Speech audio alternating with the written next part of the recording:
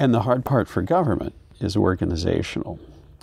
You can really summarize the modern condition with all the networks in the web is that governments are stovepipes, they're hierarchies. Yes.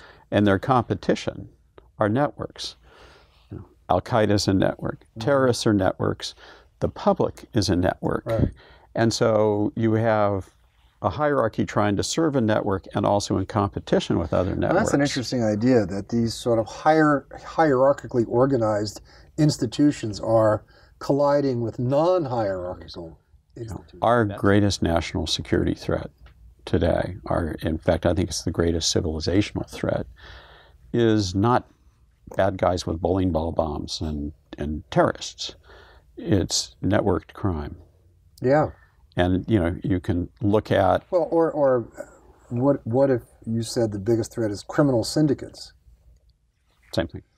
Because it appears to me, as I mentioned it at our dinner the other night, that Richard Clarke went on TV to say, there's this merger of sort of the heroin business and the Al-Qaeda business and the ideology business and the government overthrow business.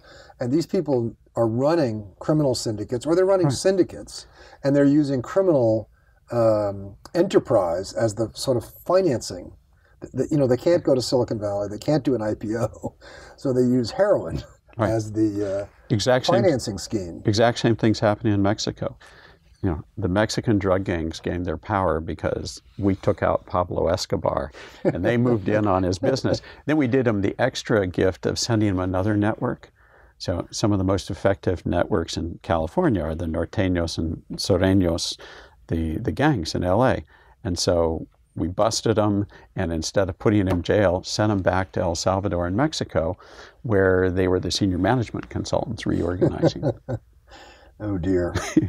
So, the great challenge, if you think about it, if it was hard enough for the Pentagon, an organization designed to fight the Cold War, hard enough for them to pivot and fight the terrorists. And it's going to be so much harder doing crime gangs. There was something sort of symmetric about the Cold War. We have ships and tanks and soldiers, and they have ships and tanks and soldiers, and we have territory, and we have an army, and they have territory, and they have an army.